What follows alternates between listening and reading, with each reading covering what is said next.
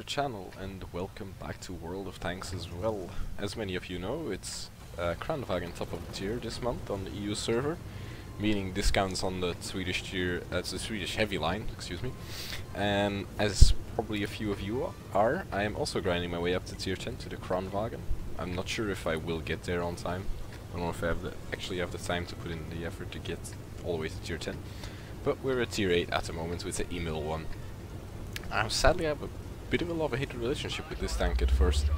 Well, I love it now, and I hated it a week ago when I first bought it. Because, I don't know, I was having very, very bad games in it. And it just didn't really feel that strong. I got pinned in the turret multiple times by higher tier heavies, like when I was held down and using my gun depression.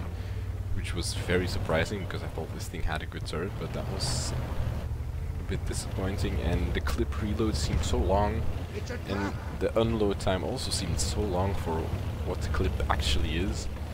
I was also very much surprised about how slow this thing is. I mean, it's not a low, but it's not fast. I thought it was going to be somewhere between a 5100 and T57 heavy in that way, but it's quite slow actually. And our first clip here in this battle, this was not very, we put in 2 shots, one in the T32, one in the T37. Sadly nobody managed to profit from the fact that we tracked the T32 there, but he did burn his repair kit, so I guess that's something. For now it is though. If they implement the changes on the sandbox where you have reusable consumables, well then shots like that were actually quite pointless then, because, well, it's gonna 60 seconds and they can do it again. But that's not what this video is about. This video is about the Emil I, and we just managed to reload to snap one into the super Pershing there. And this is just bad play by me. I tried to go for the I6, but there's no way I'm gonna pin him there. I probably should have kept the shot so I can put 2 in the super Pershing. And here we come up again, and he shoots us for 403, which is completely our fault. We shouldn't have shot him. I'm looking for a shot on the T32, but then I realized I was actually reloading my clip. So we fall back again. I decided to not go to where our IS-3 is and our Loa, because I felt like I'd have to go up much further there and possibly expose my hull. Whereas here I can, if I play it smart, not like with the I6, I can only expose my turret and get side shots into the guys. So we have a Cromwell pushing up on our VK there on the island, and we are reloaded, so here we go. Can we hit him? Yes we can. Leaving him on 72 HP. But don't worry, he'll come back to haunt us this game. It's not the last we've seen of that 72 HP Cromwell. He'll be there till the end. So no spoilers about what he's going to do, but he's going to be quite a nuisance for us. But you'll see that later on. And we get slammed in the front again by the I6. Really, I was playing quite bad. Well, I wasn't playing bad, I would say, but I was making some silly mistakes here. Coming up too far to get the shots when really I could not pin the I6 in that position, and he could quite easily pin me, so I was kind of just throwing away HP. But then I noticed the IS-3 on the island, and I thought he shot, when I was playing, it seemed like there was a tracer from him coming to me, and I thought he shot, because otherwise I wouldn't be sitting there like that. But I thought he had shot, and that's why I sat there like that. That's why I lost my ammo rack. That's why I'm now one shot to everybody on the enemy team, which kind of sucked. And we didn't even pin our 2 shots there, so that's even worse. We just traded 390 hit points for 0 damage on him. That was very, very foolish. So now we're just waiting for the reload to be done, so we can maybe do some damage on him this time. He's decided to go and have a look at the other VK. Maybe we should have waited a bit longer. The tracking shot was very nice, and he doesn't have a repair kit, so this is just... I don't know why he isn't looking at us. Oh, there's an IS-3 on the island, sorry, missed that a bit. So we managed to take all of his hit points as revenge for the 1 shot he did to us, and that was a good trade in the end, if you discount the first 2 shots we fucked up.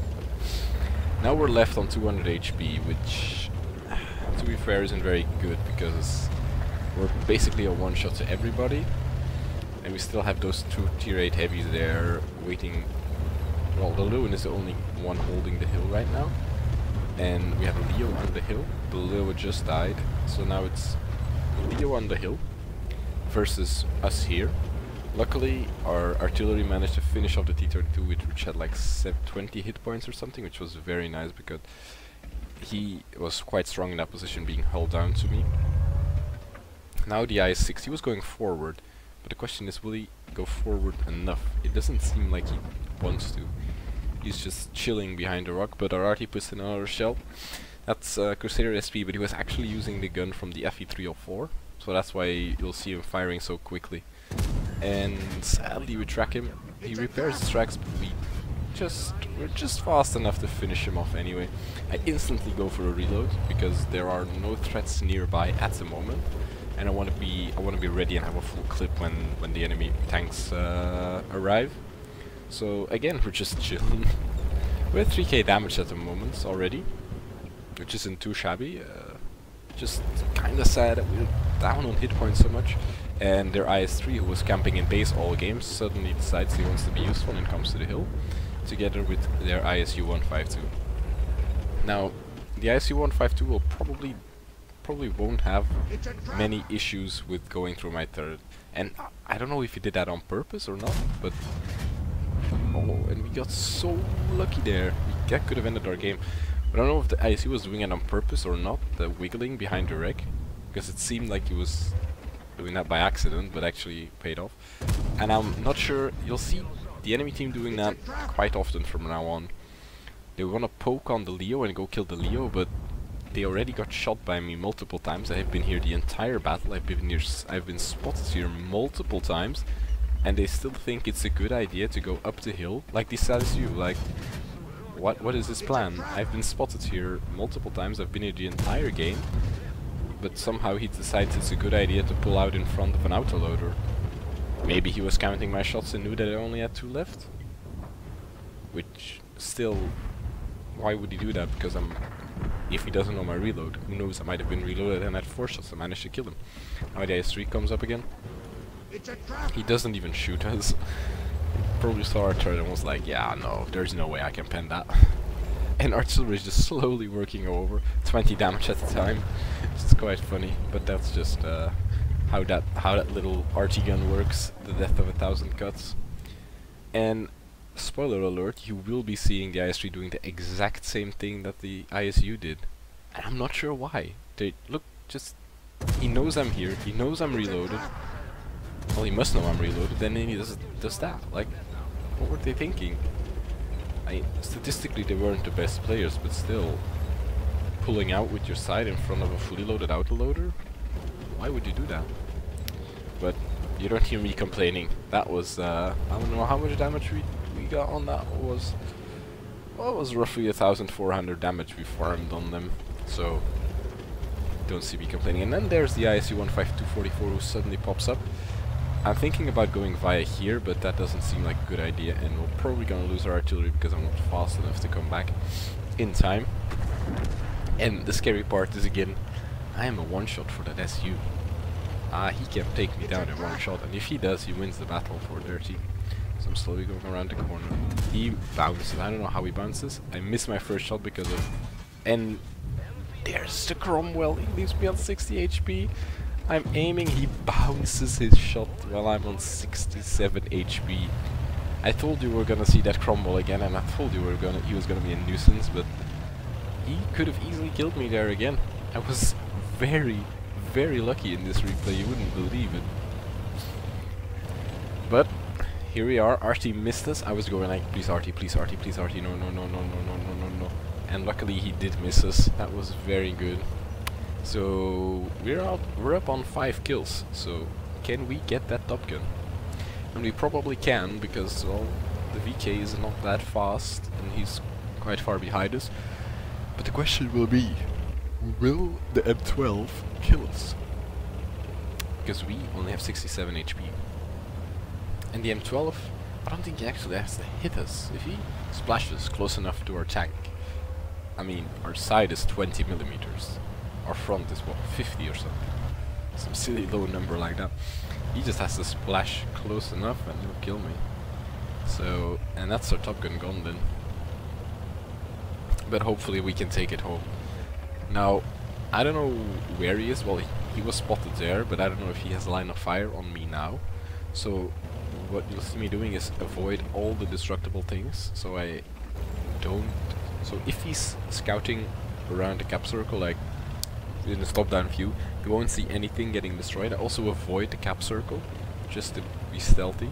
And then we spot him. Will our shot go in? Yes, it does, and that's a top gun for us, confirmed.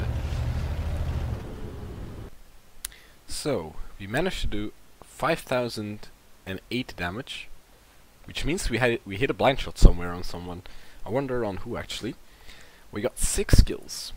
We got 210 damage upon spotting because he already put some shells into there. And let's see, was that enough for an ace tanker? No, it wasn't. 1,469 base experience is not enough for an ace tanker on the Emil I. The amount of experience you have to get on the Swedish tanks to ace them is insane. Like, this was my highest experience game, I think, that day. I've had multiple, I think I had a 1,300 base experience game as well that evening.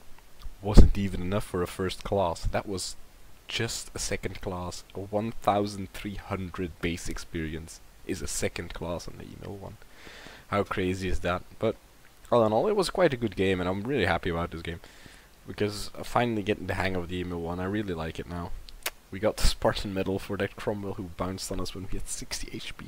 I was really dying at that moment. I was actually streaming then, and I was dying. I was like, the SU bounced, and then the Cromwell shows up, he pins on us once, and then he bounces his second shot. That was so scary.